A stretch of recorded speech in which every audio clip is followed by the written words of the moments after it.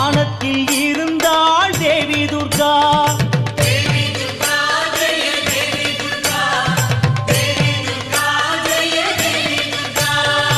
ஞானத்தில் இருந்தே விழிக்கின்றாள், குறுநகை புரிந்தாள் தேவி துர்கா.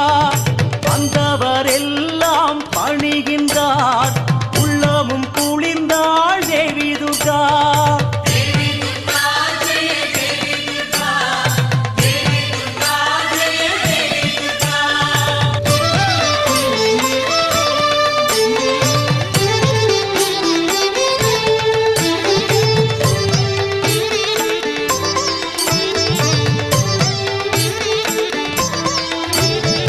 பூமியில் இருக்கும் ஓர் அசுரன், அவன் மகிஷாசூரனா